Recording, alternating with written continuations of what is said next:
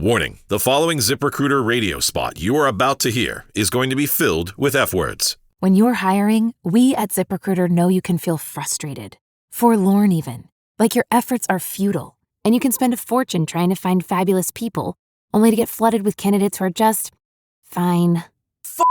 Fortunately, ZipRecruiter figured out how to fix all that. And right now, you can try ZipRecruiter for free at ZipRecruiter.com/zip.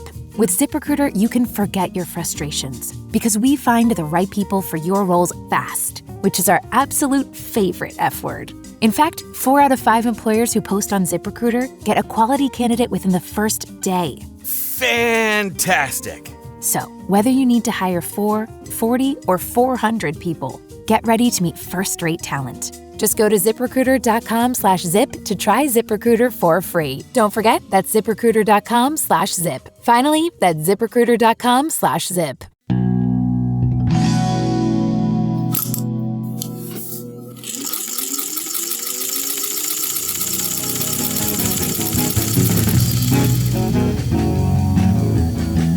Welcome back to Used to Sew, a podcast about sewing machines, sewing history, and sewing culture in the past and present.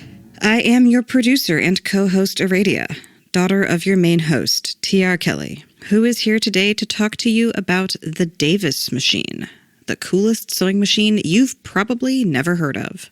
This is a history lesson episode, starting with the town where the machine was born and moving with it to the town where it went out of business, and onward to the world of sewing machine enthusiasts. And at the end, I learned that I'm going to be coming into possession of one. This episode's purpose was twofold.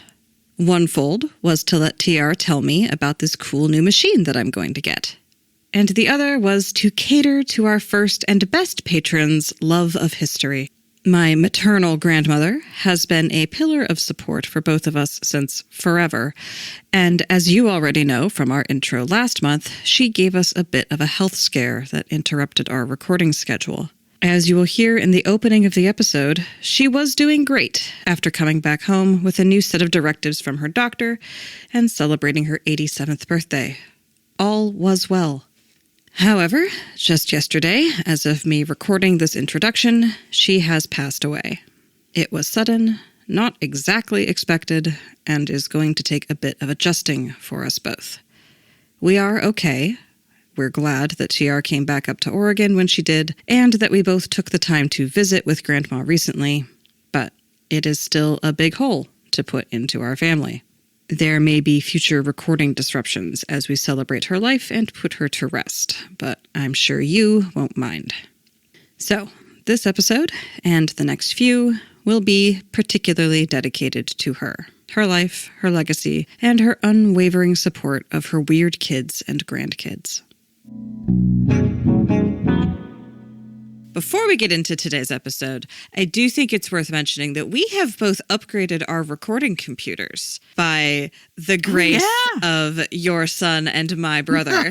He, through very correct and clean and proper means, has acquired for us both really nice new computers. And we just want to say thank you, Zane, for acquiring these computers for us, because we both really needed upgrades on our recording setups. And it's just really cool to have family that has access to technology that needs to go somewhere.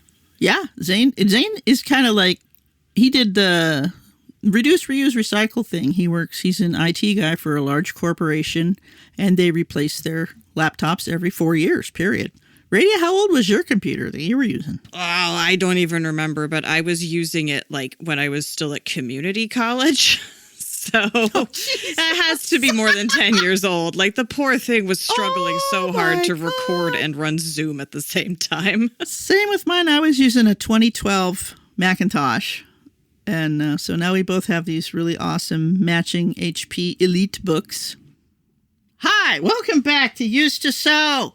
It's been a couple of weeks since we've stuck needles in your thumbs and tangled your ear holes up with thread, but we're back. We had a small family issue. My mom had some health problems. I had to run from Arizona all the way back up here to Oregon. And Mom's doing great. She just had her 87th birthday. Thank you, Mom. She's one of our earliest Patreons. Yes, she is. Even though she hates sewing, but she loves our podcast. We're for everyone, you know? Yeah, exactly. So, and Mom likes history. She really likes that part when we talk about historical stuff, which is what I want to talk about today. We're going to actually talk about sewing machines. Remind our audience again, Radio, what's our 3 pillars? Sewing machines and history, then... Also, your experience with the twilight of retail sewing machine sales in the 80s and dealing with fast fashion. It's all a big circle. Big history, personal history, your engagement with the present moment. So today we're going to start off with the history of the Davis Sewing Machine Company. People are like, Davis? What? I've never heard of that. Well, no, it went out of business in the 20s. If you're a sewing machine collector, you might have heard of the Davis vertical feed. You might not have ever seen one, but you might have heard one. As to what is the Davis vertical feed and why did Davis go out of business in 1926? American history with the sewing machine, yet again. Okay, so first of all, I want to give credit where credit is due. I'm going to be reading partly from an article here. Donna M. Dutton, Watertown City Clerk. This is Watertown, Connecticut, which is where Davis originated, along with a lot of other sewing machine manufacturers right in that area. Beginning of sewing machines, 1868 is when Davis started making sewing machines. Okay, I'm going to start reading from this article here. In today's economic climate, it's not unusual for an industry to move from one state to another in an effort to take advantage of tax breaks or cheaper labor costs. While most people think of this as something happening in modern times, it's not a new concept in business. This is a story of a once thriving Watertown industry that was lured away to another city in another state, and the story of the workers who also pulled up roots and moved with them. In the mid-1860s, Job Davis, an inventor, traveled to Watertown and displayed his Davis sewing machine. The Davis machine was a great improvement over the sewing machine previously invented by Elias Howe. Remember, not singer. Yeah, I remember him from an earlier episode. And it aroused the interest of the brothers Shelton. In February 1868, the Davis Sewing Machine Company was started in Watertown, and the brothers Shelton funded this with $300,000 to build this factory, equipped with the latest and most modern machinery, mechanical skills of the workers to be unsurpassed. An April 24, 1869 news article stated the Davis Sewing Machine Company is manufacturing a new and greatly improved machine for heavy work, taking precedence over all others. Okay, now, what did they do? Then we're going to get into the mechanics of why was the Davis different. Now, this is from a Melbourne, Australia article, and they were judging sewing machines. They're like, every manufacturer, bring us your machines. We're going to see what's about that. So they had a contest of sewing machines. And this is in the 1860s. It's not exactly dated here. Among domestic machines, the highest award was to a machine comparatively new in the Melbourne market, known as the Davis Vertical Feed Sewing Machine. Here's where we get to the what is it? The feed apparatus. Now let's tell our non-sewing, what's a feed apparatus? Okay, you know a sewing machine has a needle that goes up and down, right? How does the fabric go through? Under the needle, there's a little set of bars with pointy teeth on them that move in synchronization with the needle, and they pull the fabric forward. Needle goes down, feed holds still, needle goes up, feed advances for the next stitch. This is how all sewing machines were at the time. Davis thought of something different. The feed apparatus is entirely removed from the usual position beneath the table of the machine and is attached to the head. The head, that's where the needle is. It consists mainly of a vertical bar placed close to the presser foot and which receives suitable vertical and horizontal motion from mechanism contained in the head of the machine. So then this is how they talk in 1860. It's a little odd. Yeah, it's charming, but very dated. We find these points entirely novel. First, the presser foot, instead of being continuously urged downward upon the work, is lifted lightly at the instant that the forward motion takes place. So the presser foot, right? You know what that is. Every machine has one, holds the fabric down, but is lifted lightly at the instant forward motion takes place. Secondly, the feeding is accomplished while the needle is in its lowest position. The needle itself partakes of the forward motion of the feed bar, pinning the two plies, meaning pieces of fabric, together and causing both to advance equally. Now, let me put that in American for you. So the needle goes down, and this other little bar goes down with it, and it pulls the fabric back all together. The needle is through all of the pieces, and the needle itself is pulling the fabric through with the assistance of this secondary presser bar. I sent you a picture, right, to put on the thing for today so people can see exactly what I'm talking about. Yes, that will be included in the episode and on our social media. Yeah, it's like, what is he talking about? You probably have never seen this machine, ever, even in a thrift store, because, like I said, they went out of sale in 1826, and there were never that many, or 1926, and there were never that many of them made. So back to the Melbourne article here. Owing apparently to its peculiar feed motion, the vertical feed machine possesses an astonishing power of passing over seams and other irregularities, and accomplishes with the greatest ease a remarkably wide range of work. So yeah, this was a completely different machine. It's so counterintuitive to think of the needle being in the fabric as the fabric moves. That's just so like profoundly counterintuitive to me as like, you know, a regular sewer. But like I've seen this thing in motion, and yeah, it's just the whole thing comes down and moves. And it's very like, are you allowed to do that? It's like watching a waterfall run uphill or something. Yeah, the first time I ever saw one, I think Mike got one, and it wasn't for a customer. I don't even know where he got it from, and we were both looking at it going, what? And it went away somewhere. I don't think it was so foreign we didn't even know what we were looking at. Yeah, totally. This is like about back in 99 or 2000, I think.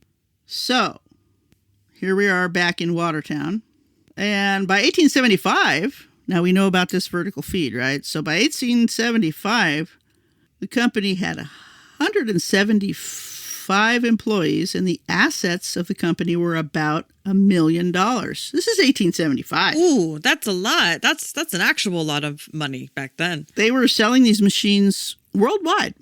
Then they had that patent. Nobody else could make that machine, make that feed. Nobody else was smoking that particular substance. Not only was the Davis Company successful, its business also created business for other Watertown firms.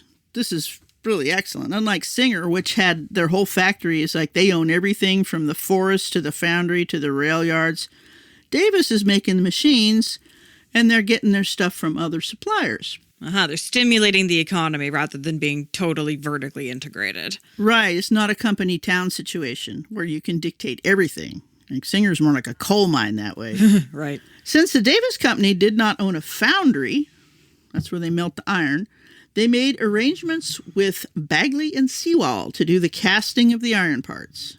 And that company found their contract was very important. They were making 75 castings a day.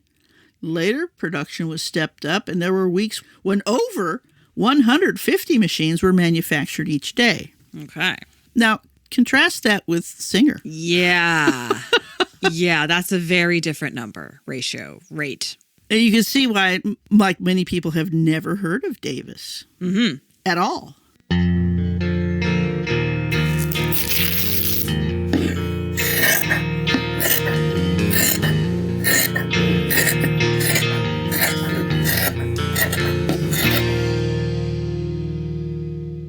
In the mid-1880s, Davis had 300 employees. Remember, this is one factory in one town, and was quickly moving forward. The company offered 9 different models of machines, all featuring that vertical feed.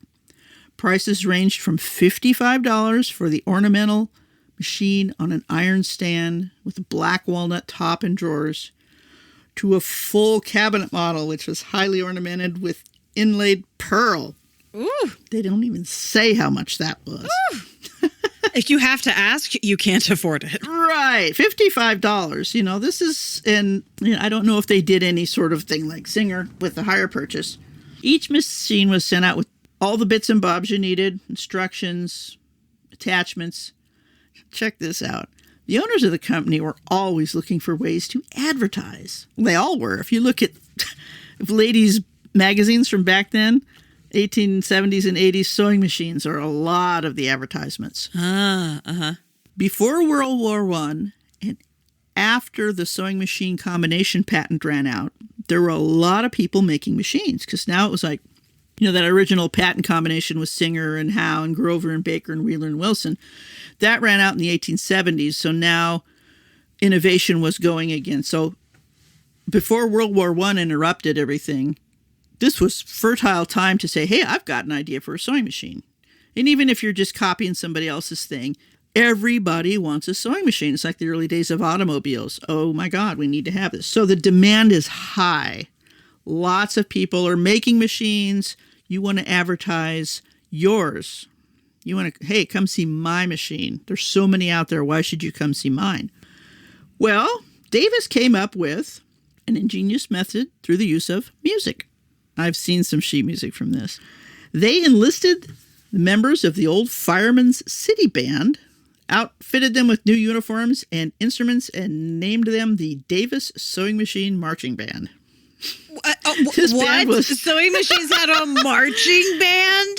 They did. Oh my God, did. that's so cool. This band was well known all over New York and Canada and was certainly a new and different form of advertising. Not only were they a good advertisement, they were also a very good band, winning international band competitions. Oh my God, that's so much better than Singer getting a famous singer. This is such an escalation from that. Oh, yeah, but that's like, this is days before radio. So trading cards were a big deal, too. Come into the store and get your monthly trading card. Davis was big on trading cards. So was Singer. Oh, yeah? A lot of people just collect those. They don't even collect the machines. However, the Davis Sewing Machine Company was at one time the largest industry in Watertown. The company was a genuine Watertown concern, principally financed and managed by well-known citizens of the community. To outsiders, it looked like the company's initial prosperity would continue. But unfortunately, by the late 1880s, things went terribly wrong. Two main problems arose which had severe effects on the company. The first, and unfortunately something that could have been prevented, was shoddy workmanship. No! Products were being sent from the factory that did not have the same fine quality workmanship that the other earlier workers had prided themselves in. One of the main reasons for this was undoubtedly the demand for the machines. However, the more shortcuts taken to speed up production, the more inferior the product became. No, they flew too close to the sun. They reached too far too fast and did not respect the boundary conditions. Oof. This happened to a lot of sewing machines, even the little Singer Featherweight, as we'll talk about later, in its 30-some-odd year production run. The early ones just have some really awesome features. And the later ones, you can see how they started cutting costs, right? About the first 5 years. Another time. Okay, back to Davis. Another reason for the company's fiscal problems was they were involved in a lawsuit with another machine company that made hat bands. What? And, it was something about an attachment patent. And it took up a lot of their money and legal stuff. But now, here's what really happened. There were rumors circulating that Davis was leaving town. Remember, they're like the number one thing there. No one took it seriously. People don't want to believe stuff like that. Oh, no, everything's fine. I mean, everyone cares about us here in this little town, right? Everyone's got our best interests at heart, right? However, the company had been approached by the Dayton, Ohio Board of Trade. Dayton, Ohio, that's a ways away from Watertown, Connecticut. Yeah. Dayton officials knew that when the company settled in Dayton, it would be second only to the car works. Now, cars at this time means railroad cars. Gotcha. In Dayton is a major railroad car manufacturing place. So in January of 1889, the Davis Sewing Machine Company stockholders voted to transfer the company's manufacturing and place of business, provided that Dayton fulfill its agreement to construct new buildings. My God, does this sound like Eugene in the 1980s giving the Hyundai Corporation all kinds of tax breaks and stuff to get them to come and build their building here? So they were doing this in 1889. Wow. Same shit, different century. Oh, yeah. So in Dayton, a fellow named George Huffman took charge of the company. He was a young man whose family owned real estate in East Dayton. The land was developed for the factory and for the settlement of about 50 of the original Watertown worker families. The construction of the building went on, had a blacksmith shop and its own foundry this time. The closing of the Watertown factory presented problems for the men who had worked in that factory. Most had families, owned homes, and had a long history in the area. Would they be willing to pull up stakes and move to Dayton, Ohio? Many of them did. January 1890, about 80 residents boarded a train for Dayton. Wow. The company's manager accompanied the first group, paid for the freight of their household goods, settled in Dayton. The Davis Sewing Machine Company operated under this name until 1924, but as early as 1892, the manufacturing of bicycles was added to the production line. Now, the bicycle craze in the 1890s was huge. It coincided with women's rational dress. Uh-huh. And there was the health movement, and there was more of a women being independent movement. Yeah, I'm thinking of a lot of similarities in, oh no, if women's legs are moving, they might get excited. Oh no. Oh, there's a great movie about this era called The Road to Wellville, and that scene is actually in there. Health was a big deal at that time. Bicycles were a new hot thing, like sewing machines had been 30 years earlier. And a lot of the fine-moving mechanical parts, sure, why not? Yeah, sure, totally, I can see it. A total rabbit hole here. Most people don't realize that airplanes came from bicycles. The Wright brothers were bicycle mechanics. Really? So airplanes and sewing machines, some of my really strongest interests come from there. That's funny. Histories from the Dayton Daily News indicated that bicycle manufacturing was so successful that the production of sewing machines was gradually phased out. No. Your whole deal is sewing machines. You can't give up the reason why you... No. The Huffman Manufacturing Company was formed as a sales outlet for Davis Sewing Machine Company service parts. So they still had parts available. But in 1924, the Davis Company's assets were liquidated. At that time, the company employed 1,800 workers. So all the sewing machine were done. Bye. The Huffman Manufacturing Company became the holding company of the Davis Sewing Machine Company. More rich guy finagling here. The drop forge and foundry departments were kept in operation. Check this out. Huffman Manufacturing went into the production of bicycles in 1934. The brand name was Huffy. Still one of the most popular low-price bicycle names in America. Oh, wow. Mm-hmm. That's interesting. Yeah. One of my early bikes was a Huffy. It's like they're everywhere. They're like the singer of bicycles. It's really funny. That's funny. I don't know if I've ever registered that brand name before, but I'm sure I've seen one and just not known what I was looking at. They're old.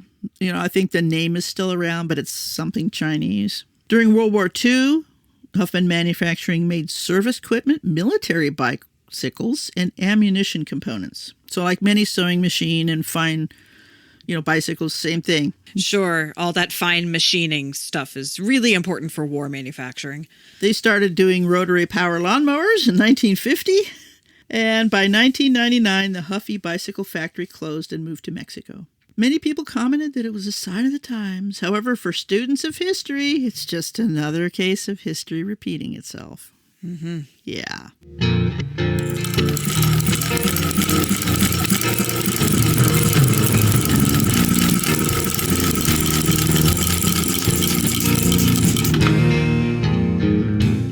So that's the history of why there aren't very many Davis sewing machines around.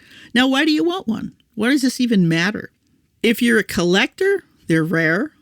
If you're an actual sewing machine person, there's nothing like it. If you want to buy a needle feed machine today, you're looking at an industrial. There is no household needle feed machine. A walking foot is kind of halfway in between. A walking foot is a good compromise. It's a little attachment that goes on the top of your fabric and has its own little feed teeth that are synchronized with the needle. So it's pulling the top layer and the bottom layer together. But what if you have more layers? What if you have layers that are very dissimilar? What if you're making a quilt binding and you're trying to bind over all that fabric and stuff with the fuzzy stuff and it starts skewing and you scream and you throw the cat out the window? Yeah. No, you want a Davis, because a Davis slams that needle down through all the layers, moves them together, and then lets go. There is no way they can shift. It just mechanically can't happen.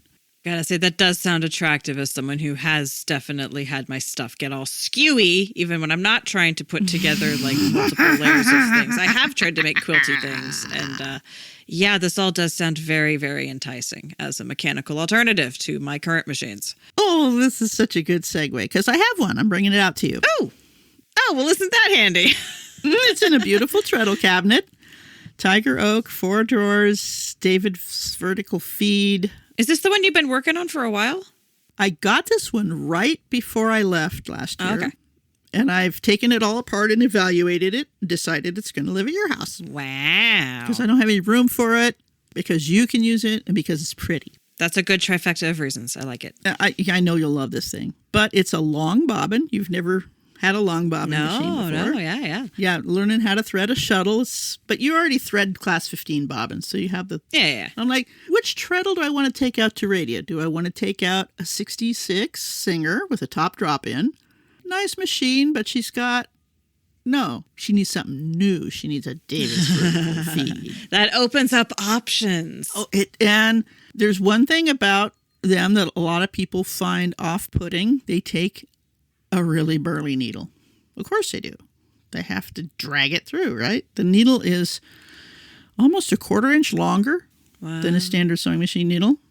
The originals are no longer available, but of course us sewing machine nerds have found a perfect replacement. It's an industrial needle that comes from Germany called an MTX 190. So, yeah, and some other weird things about the Davis vertical feed. You have to manually release the tension. There is no, when you pull up the foot thing, it doesn't release the tension. You have to do that with your other thumb. Otherwise, you're just yanking thread. So there's just a few things, but the treadle stand is very smooth. The machine makes a very charmingly different sound because of the way that things are rattling along in there.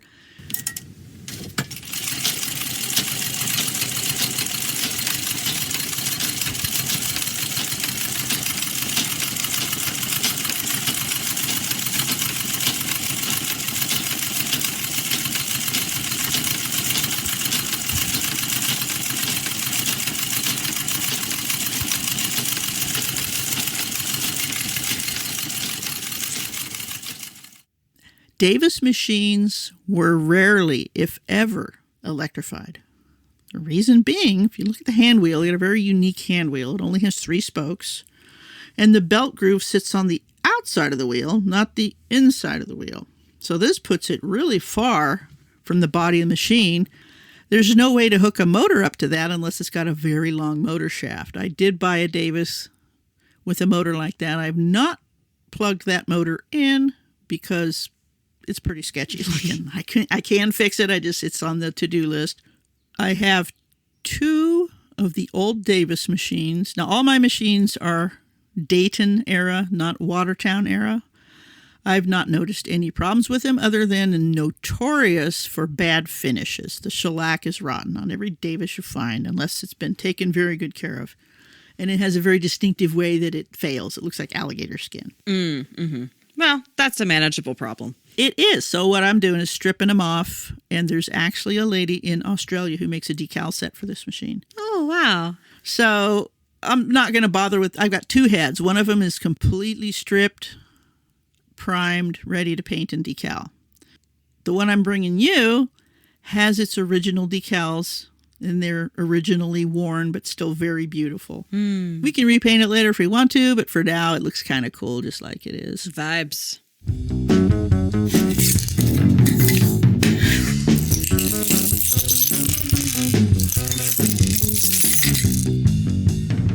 So where did I find this wonderful thing? How do you spot a Davis vertical feed? Now you want one, right? All of you are like, oh yeah, oh yeah.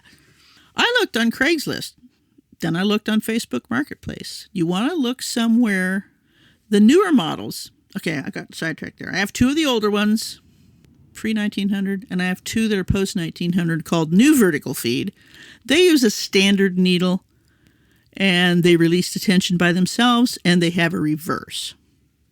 I don't think they feed quite as burly as the other ones, but I do have them. And they're not as pretty either. They're a little bit different shape, but the whole vertical feed thing, and the internals are still the same. They change the outside, like most sewing machine facts, ooh, let's change this and sell it as a new thing, even though the guts are the same. Right, yeah. So Davis did that too. Where was I going with that? I forgot. Your cosplay costume that I made last year, 2 years ago, that was all sewn on the Davis. That makes sense. Because there were so many weird layers of leather, cotton, and a synthetic shiny thing all had to be sewn together. Right. And that machine just powered. I'm sewing outside, and I'm sewing on this thing. And I'm like, this is so freaking cool. Yeah, I'm so excited you want to bring one out here for me to have access to. That is absolutely very exciting. We'll definitely have an episode later this summer where we go through it in person, and I get to learn about it, and we can make content from that, and you all can listen to us talk about it when we're actually with it. It will be fun. So how do you find one? You look for the needle bar. It's just completely strange looking. But you can't usually see that in a Craigslist posting. And Davis machines, a lot of times, because the finish was so bad, the name's worn off. Mm-hmm. How do you tell what it is? Right. You look at that hand wheel. Does it have 3 spokes and a belt on the outside? That tells you it's a Davis. Look at the slide plates. There's a forward one and a backward one, and then a square one in the middle where the needle goes down. And it has 2 holes because you can take it off and turn it around for more throw for longer stitches. So 2 slide plates with a square plate in the middle with 2 holes in it, and a really strange looking foot assembly. Sometimes the one I got that I'm going to give to you, I got for $40 off Facebook Marketplace. It's in perfect condition. Wow. I mean, it's perfect sewing condition. Like I said, the finish is hosed. But the guy had no idea what it was. He was cleaning out his grandma's house. Mm-hmm. He said, old sewing machine. Okay, I always look at everything that just says old sewing machine, especially if it's misspelled. Sewing machine, foot pedal sewing machine, or whatever they call it. So I always look at those because that means they don't know what they got. It might be something that I want. So I look at this thing and automatically, oh my gosh, that is a beautiful cabinet, and that is a Davis vertical feed, and the chain cabinet lift thing isn't broken. So I did what people aren't supposed to do. I met this guy at his storage unit. Well, let's just say I'm armed. I don't care. He was a really nice guy. He helped me load into my truck. I got it home. I'm like, $40, only $40. Another one, I got 2 of them. No cases, no cabinets, but all the parts were there. Again, a lady, old sewing machines, cleaning out garage, and she had like 5 or 6. And I said, I want that one, and I'll meet you at Gateway Mall in front of Outback Steakhouse with cash. And I did. And then where did I get that other one? I don't remember. Anyway, it's kind of like stories about adopting cats. And I got little Martha at the thrift store. The universal sewing machine distribution system. Exactly. And, sewing machine people will know. You go looking for a certain one, and you find it, and your heart goes pity-pat. So right now, I don't have room for any more Davises. Plus, I need to fix the 3 that I have, and you're going to get one. You're going to get all the best parts. I'll put on that one. Hell yeah. Because, they're all kind of old, so Some things are more worn than others. Oh, yeah, that's right. I got the other one off eBay for $50, and it looks like it had been in a restaurant kitchen for most of its life. It was literally caked in grease. Wow. Not machine grease, food grease. It smelled like food. Wow.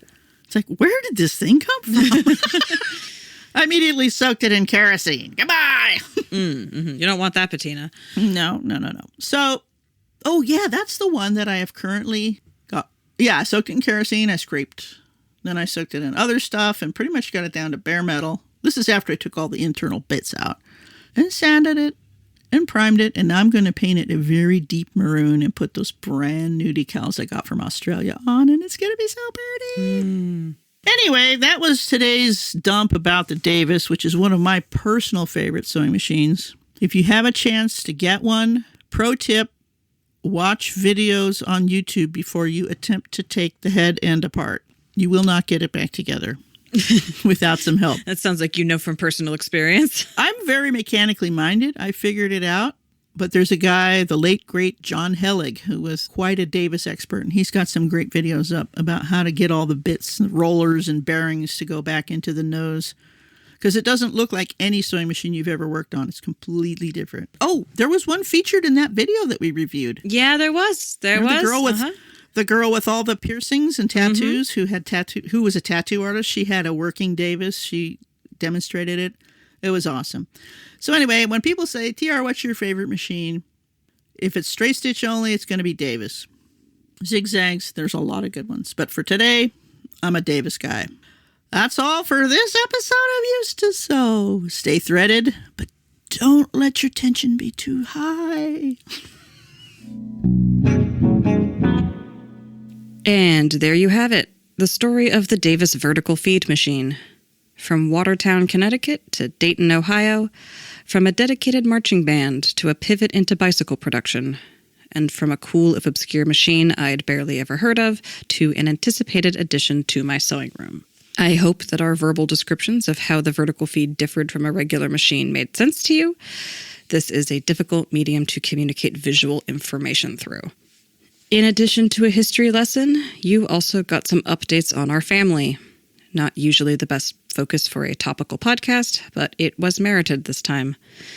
My brother has helped us glean a technological upgrade for content creation, and my maternal grandmother has abruptly passed away after appearing to sidestep a health scare. As I said at the top, and as Mom and I reiterated in the episode, Grandma was our earliest and strongest supporter of the podcast, despite her total disinterest in the craft of sewing. She has always believed in what either of us set our minds to, no matter how incomprehensible the topic is to her. We will miss her tremendously. We are sponsored by Family this week.